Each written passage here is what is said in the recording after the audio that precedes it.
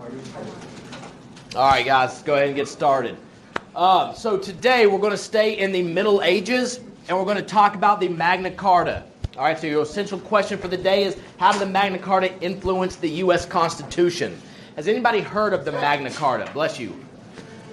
Anybody want to say what it is, what they think it is? Go ahead, Gracie. It like gave the kings less power, or... Very good. It limits absolute monarch's power. Very good. That's perfect. What's the U.S. Constitution? It limits the government's power by giving power to who? The people. All right, very good. So we're going to compare these two and compare how the Magna Carta, some of the things they put in there, a lot of the things influence not just the U.S. Constitution, but later documents. All right, Declaration of Rights of Man in France during the French Revolution. All right, so how this Magna Carta, how this was kind of the first document that took away power from an absolute monarch. What is an absolute monarch? No voting. No voting. All right, so monarch, first of all, means what? King. A king, right? Absolute means? Total Control. All right, total control. So this is going to explain how the video will show about how King John, he was taking anything he wanted. He was in debt. His country was in debt because of his brother King Richard, fought the Crusades, was trying to take land in France. He dies. King John inherits the throne, but he's got all this debt. So what does he do to make up for this debt? Taxes, right? Taxes. That's always a big thing. Taxes. The barons, all right, the lords of the land, they don't like this. So they rebel against him. They force him to sign this Magna Carta. All right, giving people freedoms. But again, like Gracie says, gives people rights. It takes away rights from who? The government, okay? You're the king. Yeah, I mean the king, but the king is the government. All right, so it takes away rights from the king, from the government, because it's placing more rights in the hands of the people. All right, so we are going to watch this video. All right, you have 7 questions. Please. Yes, you'll pass those out. I'll get this started. 7 questions. Get as many done as you can. I'll give you about 2 or 3 minutes at the end, all right, to go over it with somebody if you missed 1 or 2. Again, if you missed 6, I just know you weren't paying attention. All right, missed 1 or 2. Then we'll do our primary source analysis. Okay, I'll let you go with a partner. We'll do primary source analysis from the Magna Carta. What does primary source mean? First hand, right? So a primary source from the Magna Carta and the U.S. Constitution means what? You are reading the actual Magna Carta and the actual, well, not the actual one, right? But yes, excerpts from the actual Magna Carta and the U.S. Constitution, all right? It's not somebody who wrote a book about the Magna Carta. You're reading actual excerpts from it, all right? So you'll do primary source analysis for both of those. Thank you. Did you get your one? All right, questions, comments, or concerns? All right, when we get done, make sure you have these because I will be calling on you. All right, make sure you got them.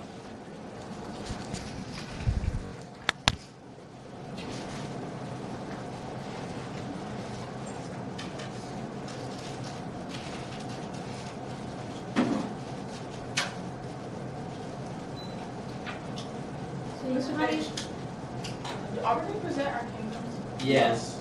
Yeah, we'll present those hopefully first thing tomorrow, okay? I had to move on today so I could get this done, but we'll present our projects, our flyers tomorrow morning, all right? Or tomorrow, first thing. We'll just get through them quickly, though. So you know how it always feels good whenever you have like a french fry at the bottom of the bag? Whenever you have like fast food? Sure. Like, I had a better feeling, like, just now, because I was about to be like, hey, yo, who has a pencil? You know what I found at the bottom of my book bag? A pencil. A freaking pencil. Oh, man, that's awesome. That's the greatest day of my life. I think I would much rather have the french fry, but... All right, Yeah. Everybody ready? Yes. Who's over there to turn the lights off? I'm not close to Skylar, do you draw?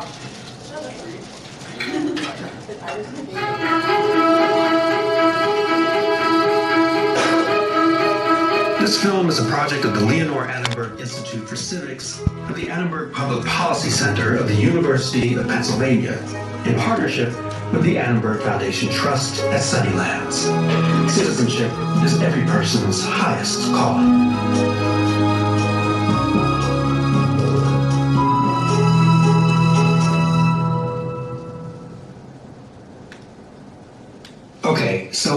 Many of you already know this story. The king starts acting like a tyrant, taxing people without giving them any say in how they're governed, and throwing them in jail without fair trials. Some of the most important men of the land come together, fight back, and declare that they won't be ruled arbitrarily by the king, but by laws that govern everyone. Now, if you were thinking of the framers and the founding of the United States, you're close. You were only off by about 560 years, an ocean, and a king. Because the event is actually the approval of the original Magna Carta, which began in 1215 on this very field just outside of London. And the king, John, not George, continued to reign because he agreed to play by the rules of law. Magna Carta matters because it set forth a basic principle 800 years ago. Associate Justice of the United States Supreme Court, Stephen G. Breyer. Among other things, it said that the king, who is the most powerful person in England, could not imprison a person, and he wouldn't take their property, and he wouldn't hurt them, except according to law. Associate Justice of the United States Supreme Court, Anthony Kennedy. Magna Carta said the law comes from the people to the king. This was revolutionary. And that idea that we all live according to laws and that not even the king is above them, that began with Magna Carta. The Magna Carta is the starting point for the English tradition of the rule of law. Magna Carta is an assertion, really, of the rule of law.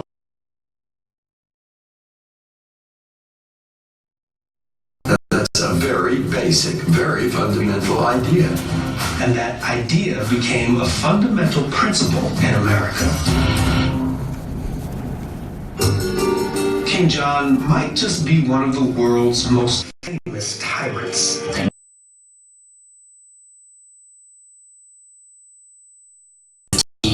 Magna Carta times. You shall hang by your clumsy thumbs if you cut me again. King John's behavior was, if he saw you had some money, he would think, well, why shouldn't I have it? He was the worst king in English history.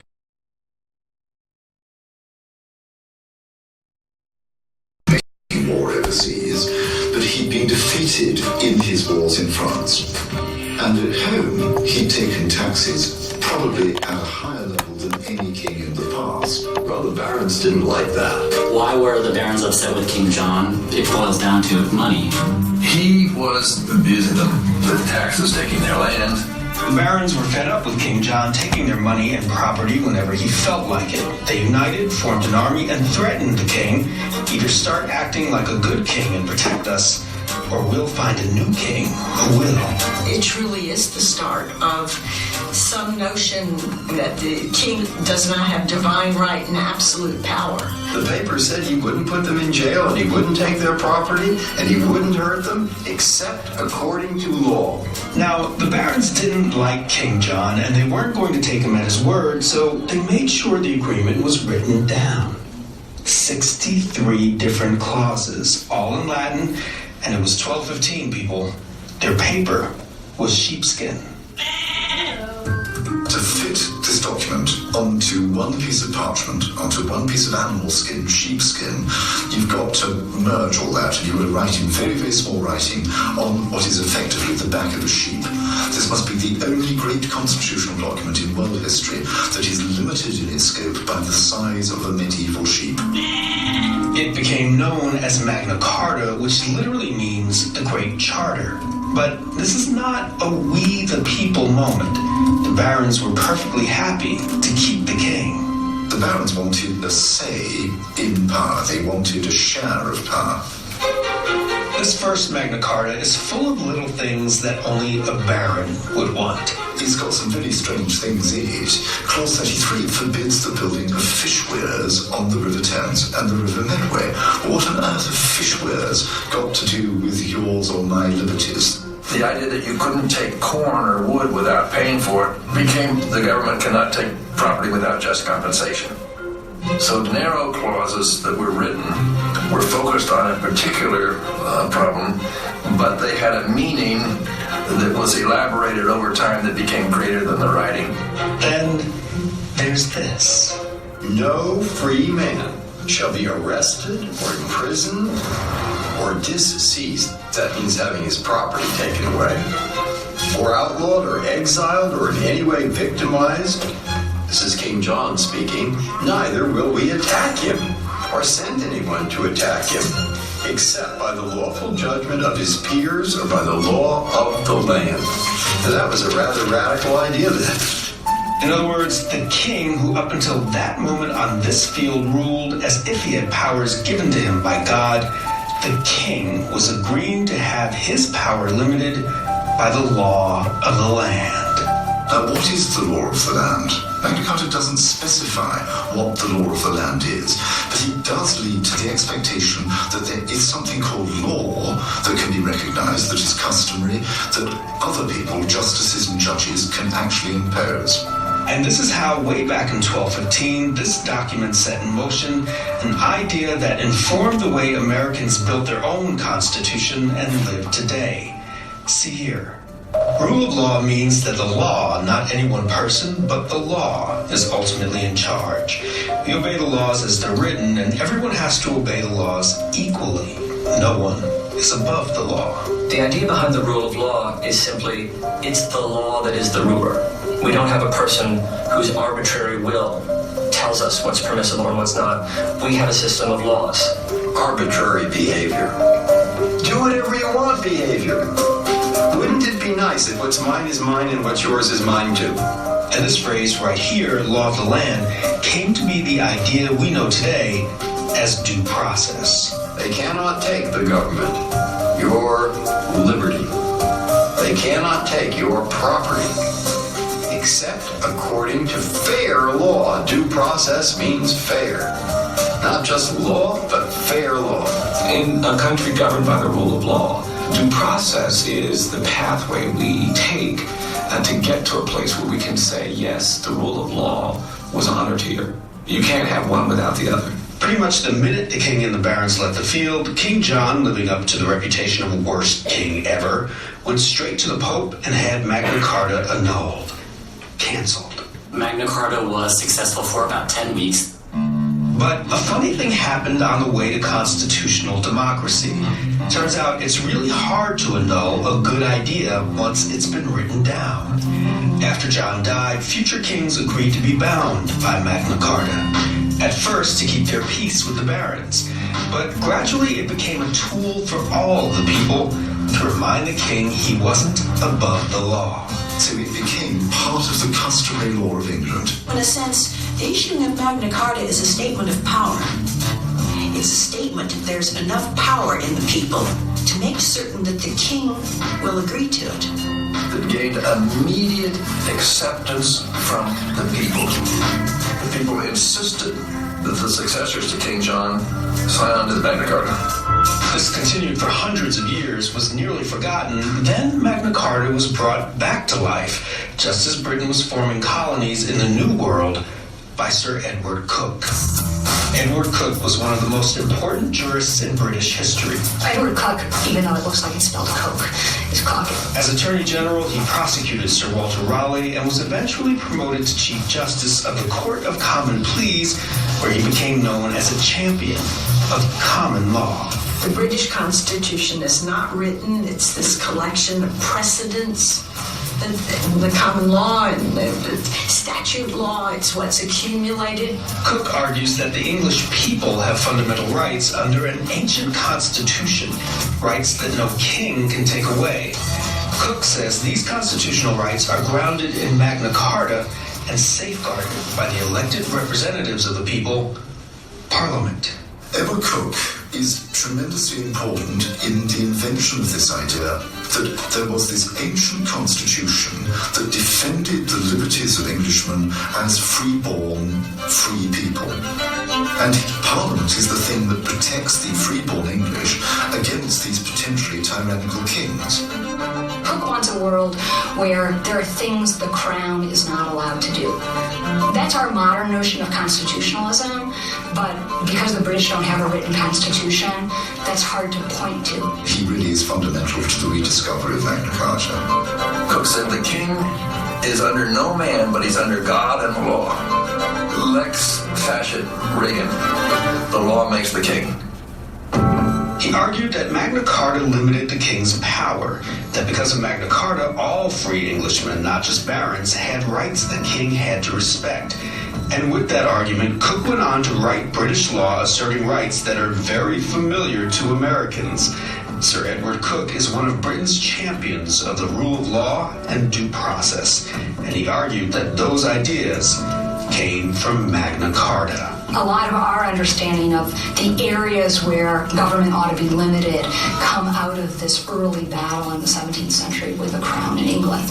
And in a world where many people were beginning to think that Magna Carta was part of those laws and liberties, it would have meant that, in essence, Magna Carta sailed with the colonists as they sailed across the Atlantic. Remember, they called it the New World. Most of the people leaving England were determined to establish new lives and new ways of doing things. They saw themselves as loyal subjects of the crown, but they hoped for enough independence and ocean away to practice different religions and economic independence so they could have more control over their lives. Edward Coke actually helps write the Charter of Virginia, and Magna Carta is cited in colonial laws. And when King George tramples the rights of the colonists, they look to Magna Carta. The American framers certainly would have used Sir Edward Coke's legal text as part of their legal education, and so they would have been influenced by that thought as well. Coke's writings later became of immense importance for the colonies. Magna Carta becomes a rallying point for the colonists. It becomes an icon. It's reproduced on currency. It's put up there on the state capitol buildings across America. So as King George starts to impose new taxes on the colonists, imprison them without fair trials, and invade their homes for no reason, the colonists begin to realize that maybe the way they're governing themselves is what they really wanted all along. That maybe they should stop claiming English rights and write their own. The idea that a king doesn't have absolute power turns into, we don't need a king. We'll live by the laws that we make ourselves. Magna Carta is the starting point of an idea that the Americans come to believe they are the fruition of it. I mean, they're very proud that they have gone one step further than the British Constitution, that people are sovereign. If you look at the complaints against King George that are set out in the Declaration of Independence, there are some that relate to just bad things that King George has done to people. But the end goal of the American Revolution is really what's set out in the Declaration of Independence. It's the right to govern ourselves. So when Americans win that right by winning a long and bloody war, the framers draw on the old English law, but they invent something new. They will govern themselves. So limiting the power of a king becomes limiting the power of our own government. Probably the biggest conceptual break that the American Constitution makes from the existing British system is that no single branch of government has the ultimate authority.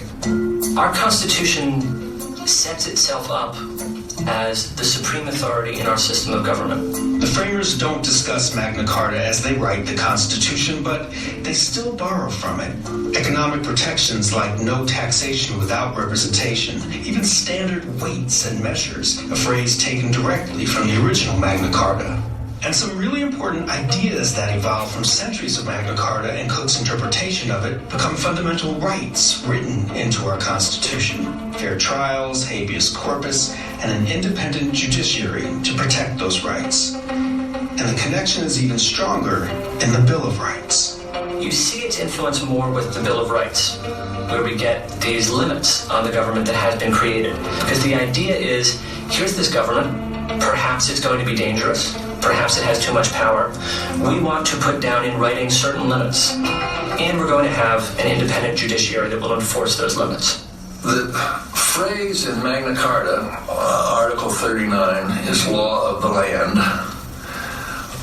Within just about 50 years, some commentators were calling it due process, and so it became a synonym. The language of the Fifth Amendment, due process, comes from all of those colonial charters that were heavily inspired by Magna Carta. It's the foundation for jury trials and criminal procedures and the rule of law. And it's written down for everyone to see. In 1215, Magna Carta was written and then sealed. Declaration of Independence and the Constitution and the Bill of Rights, they're all written documents. And that is a very, very strong history, at least from the United States of America, to have these written documents that symbolize our rights. And in the case of our Constitution, protects those rights. The fact that it's written means that a lot of people who don't necessarily have the same upbringing and their cultural differences can all refer to the same thing. So people all over America can hold up this document, and they do. And when the rule of law broke down as it did during the Civil War, the Constitution had to be amended to make sure fundamental rights like due process were protected equally and for everyone. So due process actually appears in the Constitution twice. You say, why twice? Because it's so important we want to write it down twice? Well, when they wrote this document, the Constitution, they were creating the federal government. With the Bill of Rights, the framers wanted to limit the power of the new national government. So the Fifth Amendment protects against federal power. After the Civil War, to protect the rights of 4 million new citizens, former slaves, Congress expanded due process and put it in the 14th Amendment, this time to protect those rights against the states. And that's why that 14th Amendment says, no state shall deprive any person of life, liberty, or property without due process of law. Nor shall any state deny a person equal protection of the law. So now, say it twice. Feds, you can't infringe our liberty. You must follow a rule of law. And states, that goes for you too. 800 years ago, barons and a king met on this field and agreed, for the first time, that a king is not above the law and has to respect certain rights of his subjects. They wrote it down, and Americans took those ideas, expanded them, and made them bedrock principles that we live by today. No one is above the law, and we all have rights our government must protect. The best way to see the Magna Carta is the first time that efforts were made to constrain and restrict absolute power. It's a sort of starting point that leads all the way to we the people.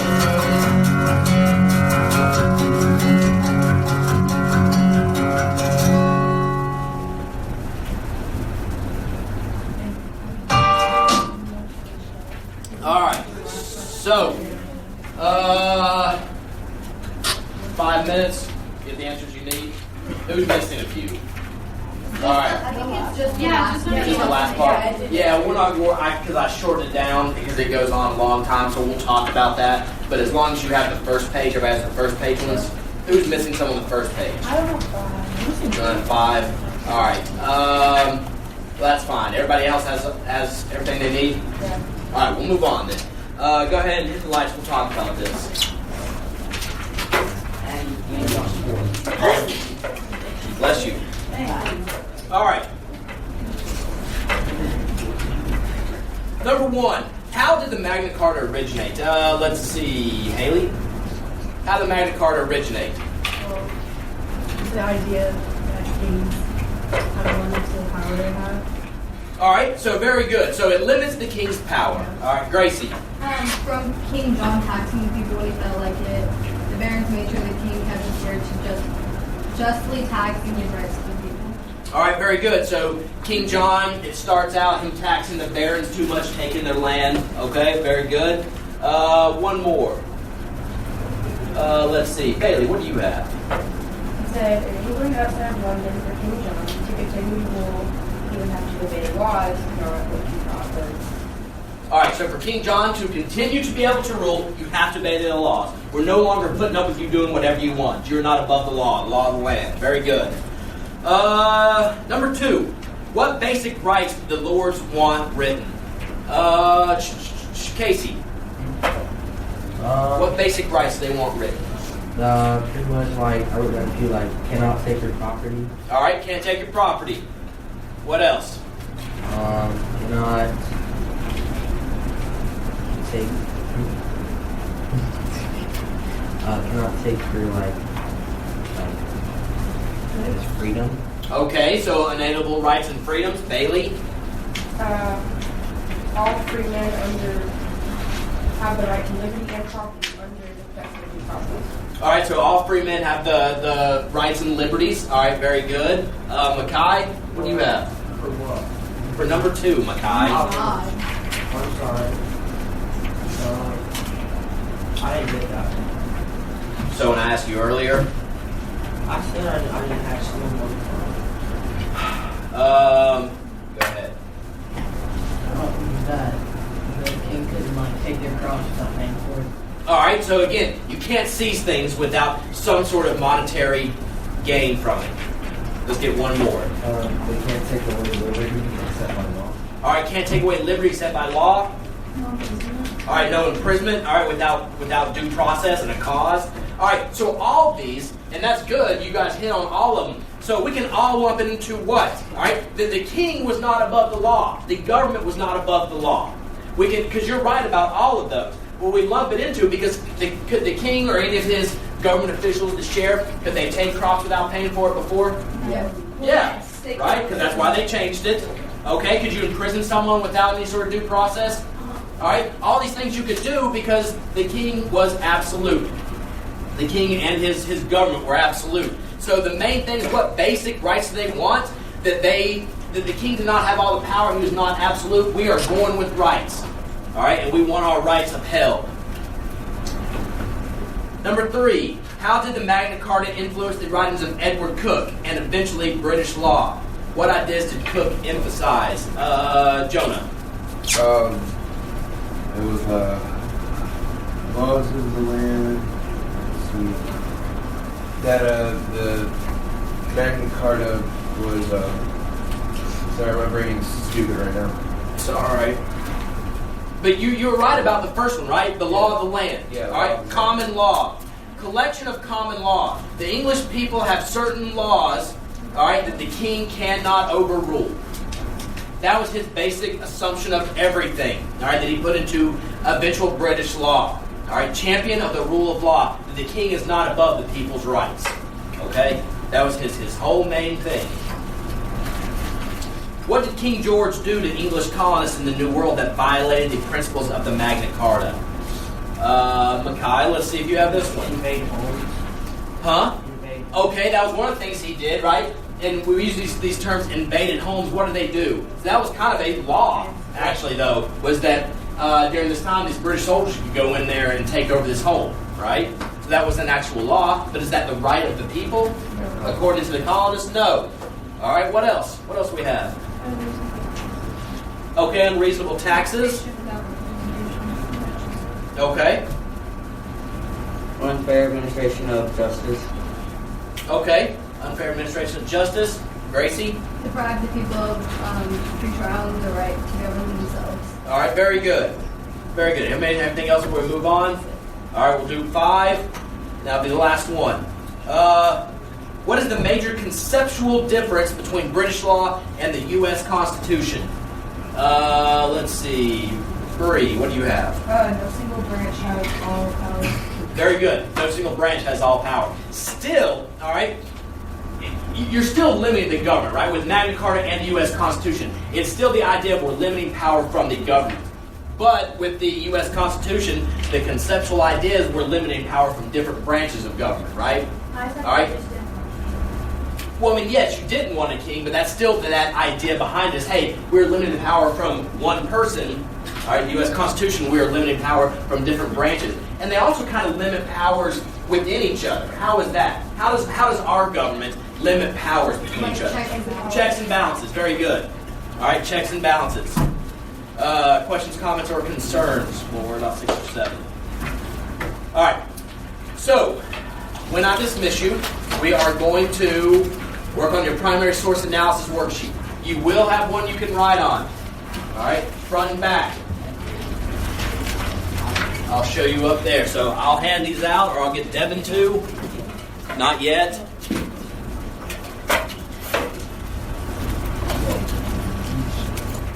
All right. So this is the hard sheet that I'm giving you right here, the hard copy. Primary source analysis worksheet. All right, you have 3 columns. Well, 4 really, but one's already filled out for you. So the principle. Let's take unalienable rights, all right, or habeas corpus. Do we know what those mean? Maybe, maybe not. All right, if you don't, where can you find those at? You have your Chromebook, so you can find them in Google, all right, on the Google machine. You can find that, and you're going to write it down. Who thinks they know what unalienable rights mean? Rights that you were born with. Rights that you're born with, that no one can take away. You were born with certain rights that no one can take away. Okay? So we write that down right there. Rights that you were born with that you cannot take away. Then, when you go to fill out the other 2 sections, it's going to ask you, in the one next to it, where can this principle be found in the Magna Carta? The next one, where can this principle be found in the U.S. Constitution? So, we are looking through the primary source reading that we have right below it. The first one, document A, is excerpts from the actual Magna Carta, 1215. Document B, excerpts from the U.S. Constitution. Okay? You are going to find the answers there. So, how would you do this? Yes, you're going to read it and then find out where it says in the Magna Carta about unalienable rights. Now, in 1215, you think they put down in there the exact words, your unalienable rights. No, they probably put God-given. Okay, maybe God-given, or it could just say something like rights you're born with, rights that every free man has. All right, it can be something as simple as that, which it actually says, right? Every free man is not going to be denied rights or justice that is deserved of them. Okay? Is that unalienable rights? Is that a 1215 saying of unalienable rights? No man is going to be denied freedoms and rights given to them when they're born. All right, that's 1215 talk for that. So everybody understand what they're going to do. All right? Then you go in the Constitution and talk about and write down where it talks about your unalienable rights. Is this partner work? Yes, I'm going to let you work with a partner. And guys, don't be lazy and write 3rd paragraph. Right? Doesn't tell me anything. Tell me exactly what it says. All right, you can paraphrase it if you want to, where you found it. Somewhere in a whole paragraph where it talks about it, you can write what it's trying to say. Okay? Does that make sense? Yeah. And at the very end, the last 10 minutes, all right, I'll have a sheet that I'm going to get you guys to do. It'll be 4 questions, basically, and I'll have you guys turn it in. Okay? So it's basically seeing that you can compare the 2, all right, through a smaller excerpt. So you won't have to read as much. Okay? We're good? All right. Chromebooks, go ahead. And how many is a partner? 2. 2 people. All right, not 6 of you. I already got something. Hey, Devin. Yeah.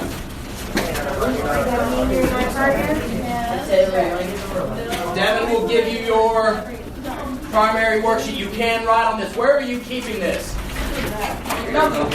In your notebook. All right? Your notes and your primary source are going in your notebook. We'll discuss them. Do not lose them. I was annoyed with it, so I was like,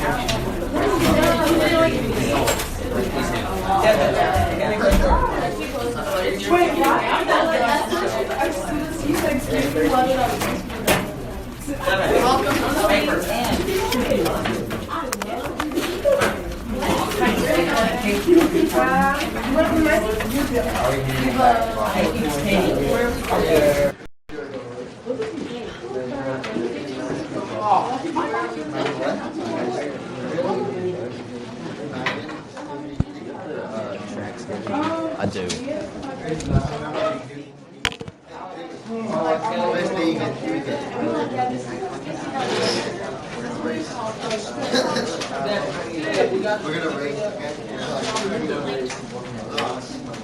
Working where? Oh yeah? You hook me up some free ice cream? Yeah. I get free ice cream. My sister works here. Nice. I mean, I can't eat ice cream because summer's coming up and I gotta get buff again. But see what days I'm training on. You're trying to see what days I'm training on. Because I'm trying training. So I'm not. We'll just look there and see what works. All right. Yes, please. So, we've traded places. We'll come back there. We've traded places. I was talking to Dan. Really? All those are qualified for regionals, right? No. No? You qualify for regionals. You can come to just one of them. Really? If you make the time, then you go to regionals. Wow. Yeah, so you just have to hit time. That's what the thing about track, you really just compete against yourself. If you hit times, like the 400, I think is like 45 seconds, like that. So if you hit 45 seconds, then you're in the regionals. You can keep that. I always know.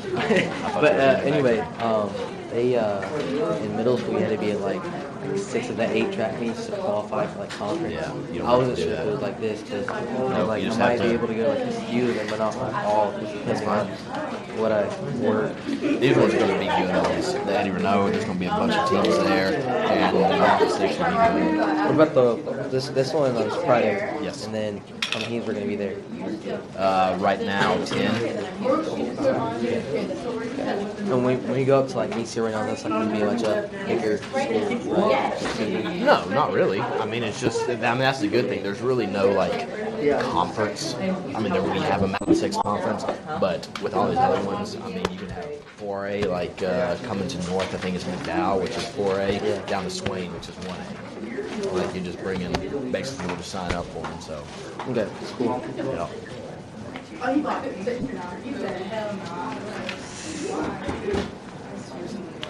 Don't make it sound. Hey, Tanner. Nobody's seen. You're not gonna know. Yes. Who? Oh. I thought it was her. I was like, I've had her before. She's a She barely passed the first time. Hey, good. This is Mackenzie. Mackenzie, nice to meet you. Coach Page, you can sit down right now. We'll get you started. Or you taking her around, or she's ready right now? No, she's Okay, very good. We'll take care of it, and thank you. See ya.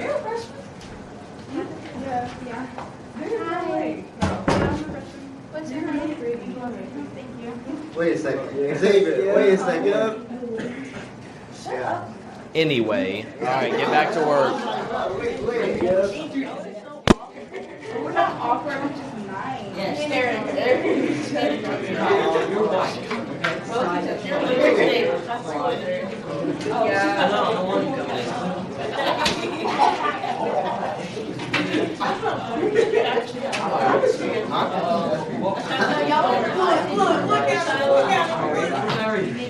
Guys, keep the talking down. What? Keep the talking down.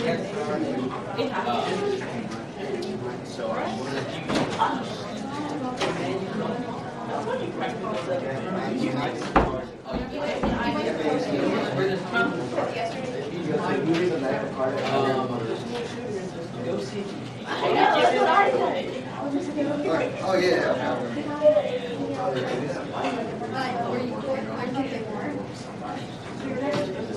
Yeah, I know, but she vaguely passed back my paper. Wait. Oh my god. I feel like that is on this side. This Kim thing is someplace. I don't know. Everybody was taking your paper, but she probably has two.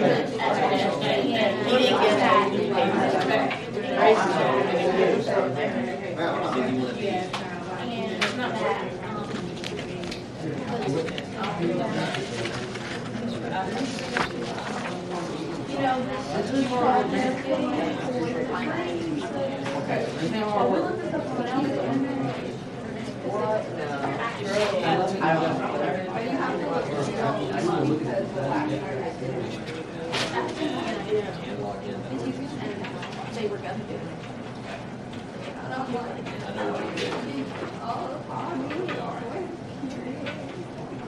Unalienable right. And that's on. Yes. What does unalienable rights mean? Rights you are born with. Again, if you don't know, what do you have in front of you? Google. a computer, which you can use Google. Google, right? Google. Somebody No. Yeah. No. From the. Goggle. It's not goggle either.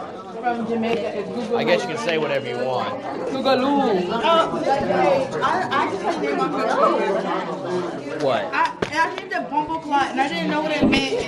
I didn't know what it meant in Jamaican. That's how you know she's not black. Nah, my dad is darker than a Shiloh. Guys, we're getting way too loud.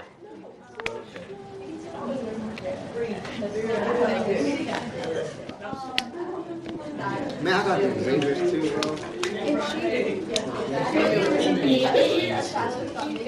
No, I have her going back from the beginning. I have her going from the beginning. I'm kidding, Taylor.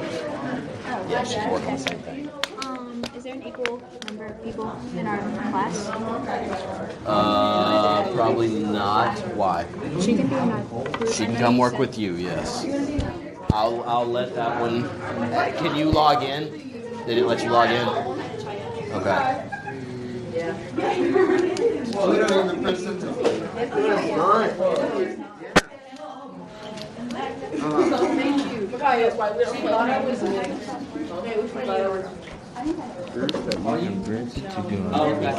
Yeah, totally. Dang. Yeah. So luckily, they're mostly on Tuesdays and Mondays. Sort of. Let's kind of. I was looking. Yeah. And we're closed on Tuesdays. That's why I left with that one. That's amazing. Okay. No.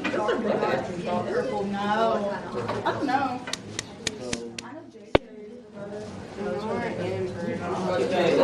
What's the map? To where no one else can hear it, Makai. Well, I don't know where I've never had to answer that question before in my life. Nothing. I don't want to hear it. Okay.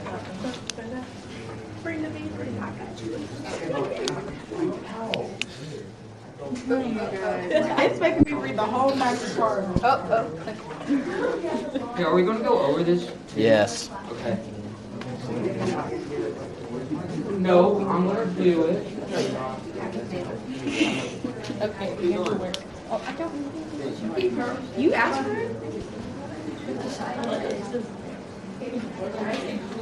Welcome to Nigeria. Wakanda. Wakanda forever.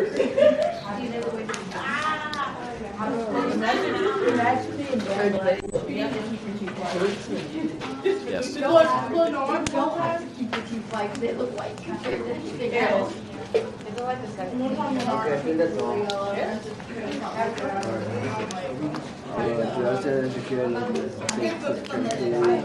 Taylor, make friends later. Let's get to work. Justice, insurance, the whole like. X22 JFM6. So everybody has justice. X22 JFM6. No.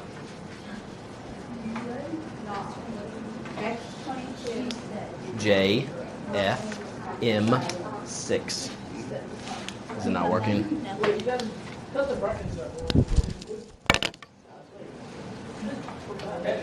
Turn it up. It says by the grace of God.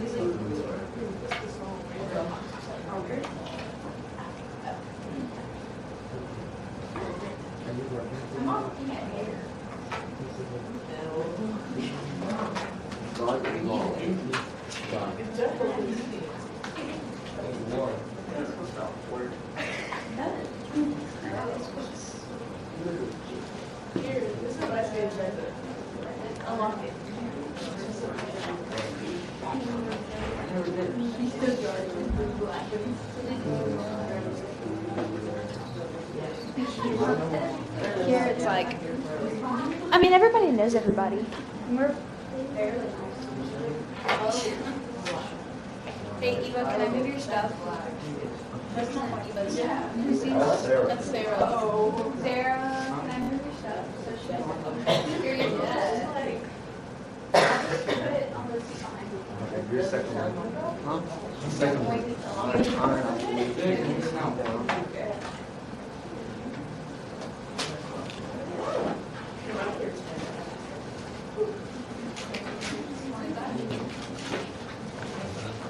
What do you have in the that? A lot. I can just hear stuff on there. See, the tiny lighters were not generation. Was that you tell us? Oh my god.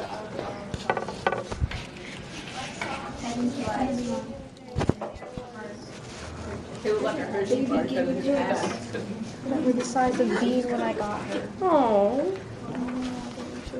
They were. Like a bean? This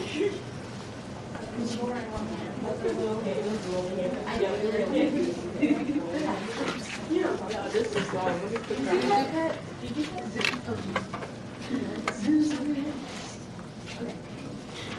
I'm having a party.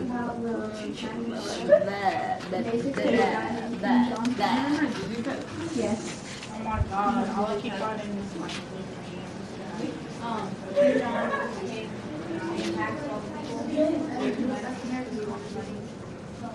And eventually, these people were barons who were like higher class people were like, we don't really want to do it anymore. We're gonna make you sign this document saying like, it wasn't a consultation, but like it was pretty much No man. that.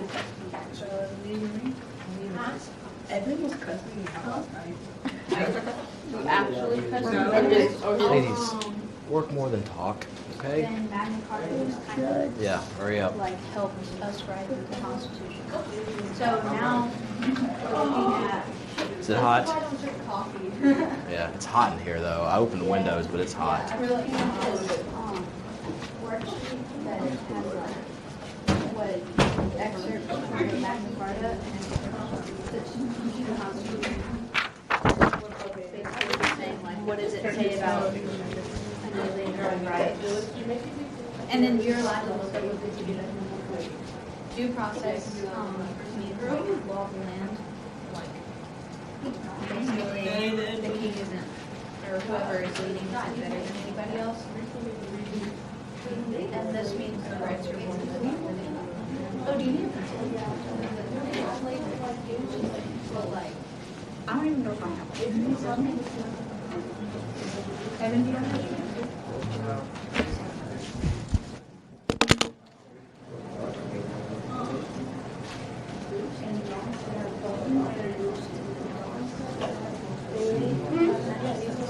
I have it.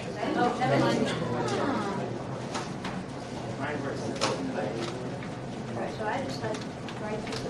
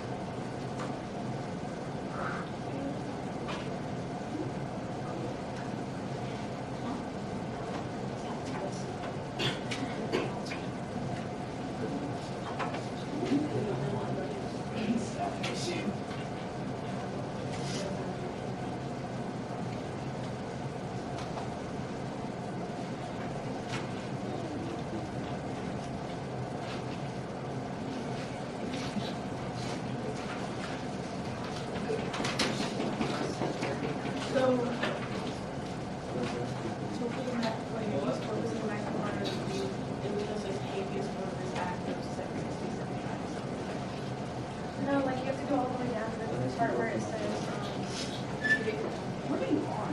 Like excerpts of this. I'm on that top right thing, I have to scroll down. Like page. Welcome back, Cole. Good to be here. I'm Carrie. It's not So like it says primary source and then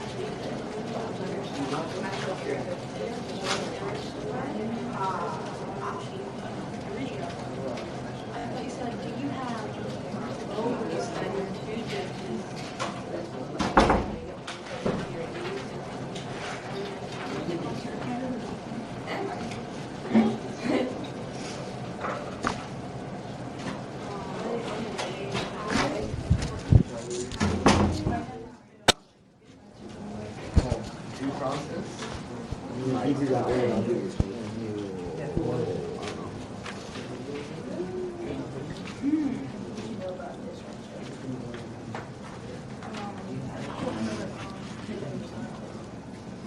an Australian record label.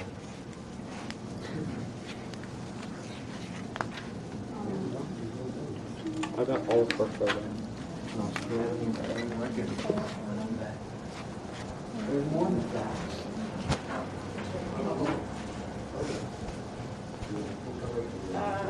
Mr. If we find it in the Magna Carta, do you want us to just sum it up or write the whole thing out? They said sum it up. Yeah, if it's long.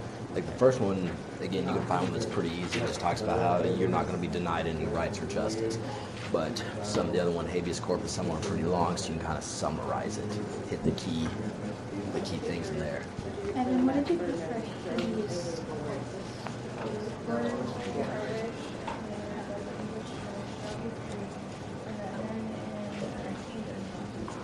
I'm just making sure it's fine.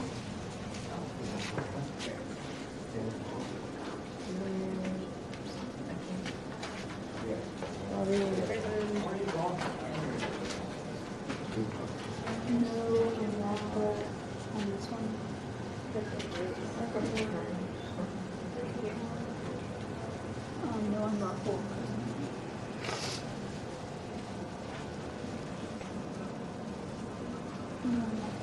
In prison.